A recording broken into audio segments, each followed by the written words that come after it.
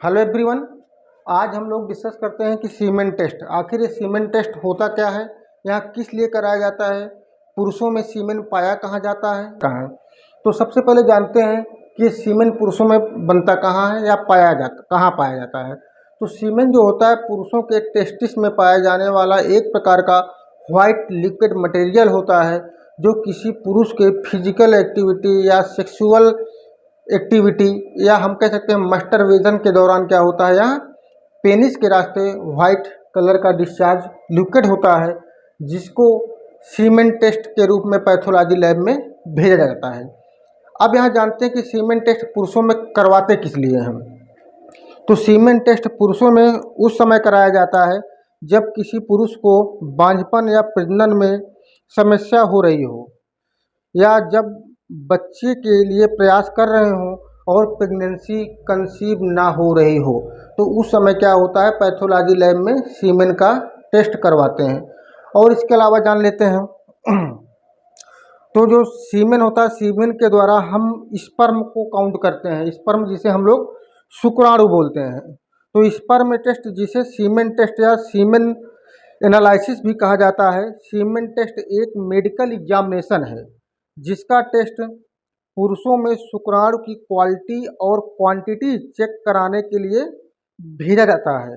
यह टेस्ट प्रजनन क्षमता, शुक्राणु की गति, उनके आकार, इन इस प्रकार के सभी संबंधित स्वास्थ्य का अध्ययन कराया जाता है।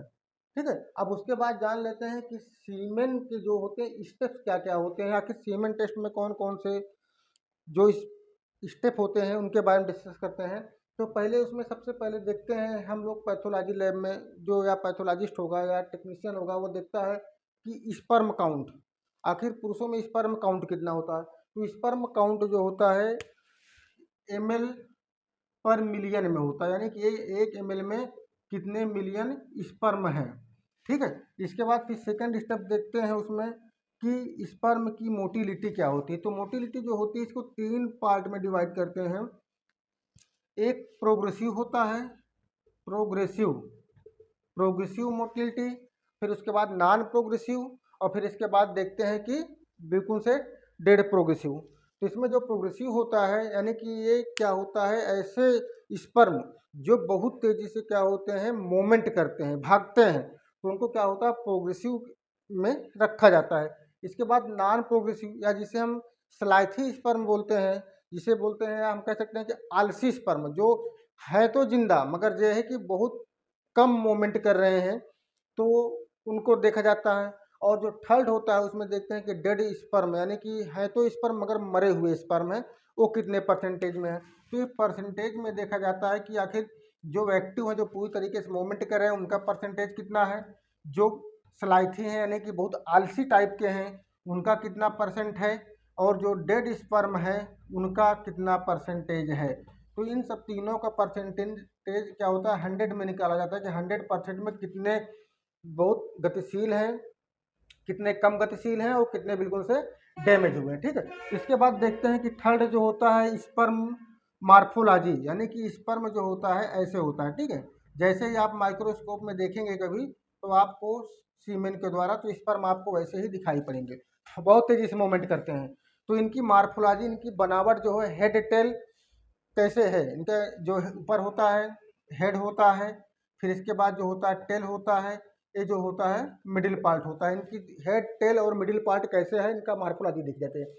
सीमेन वॉल्यूम, फोर्थ नंबर सीमेन वॉल्यूम, आखिर जिस पुरुष का सीमेन टेस्ट पैथोलॉजी लैब में गया है उसका वॉल्यूम यानी कि जो है इसकी मात्रा कितनी है। तो मोस्टली जो नॉर्मल होती है 3 से 5 ml होना चाहिए। अब इसकी पैथोलॉजी लैब में क्या होता है, अमाउंट देखते हैं कि कितना है, यानी कि इसका भी अमाउंट 3 से 5 ml होना बहुत जरूरी है। इसके बाद पीएच लेवल ऑफ सीमेन, यानी सीमेन का जो होता है कि वो पीएच लेवल कितना होता है, इसको भी देखना क्या होता है, बहुत जरूरी होता है। नॉर्मल सीमेन जो होता है वो 7.2 से 8.5 होता है। ठीक है, इसके अलावा और भी टेस्ट कराए जाते हैं इस सीमेन में, जैसे कि पस सेल हो जाता है और आरबीसी सेल हो जाती है। इस प्रकार के सभी प्रकार के टेस्टों को पैथोलॉजी में कराया जाता है। ठीक है, अब इसके बाद देखते हैं कि प्रोसेस ऑफ द टेस्ट, यानी कि टेस्ट का प्रोसेस क्या होता है, कैसे उसको टेस्ट करवाने से पहले क्या क्या प्रोसेस जो होते हैं पेशेंट को बोले जाते हैं। तो इसमें सबसे पहले जो होता है एब्स्टिनेंस, ए बी नेंस। इसका मतलब होता है कि जो जिस भी पर्सन का टेस्ट सीमेन टेस्ट हो रहा है उसको मोस्टली क्या है 3 से 4 दिन तक, 4 दिन पहले किसी भी प्रकार से सीमेन डिस्चार्ज नहीं होना चाहिए। वो सेक्सुअल एक्टिविटी के द्वारा हो या मस्टरवेशन के द्वारा हो या अदर किसी फिजिकल एक्टिविटी जैसे कि स्वप्न दोष वगैरह हो जाते हैं और किसी कारणवश क्या होते हैं सीमेन डिस्चार्ज हो जाते हैं। जब भी ये टेस्ट करवाना होता है तो उसका किसी भी कारण से क्या होता है 3-4 दिन मतलब पहले उसका किसी प्रकार से सीमेन डिस्चार्ज नहीं होना चाहिए। उसके बाद और भी होते हैं जैसे कि अब उसके बाद जब भी आप लैब में जाते हैं या किसी हॉस्पिटल में जाते हैं टेस्ट के लिए तो उस पर्सन को क्या होता है एक बिल्कुल सेपरेट रूम दिया जाता है जहाँ पर क्या होता है वो सैंपल को कलेक्ट करे।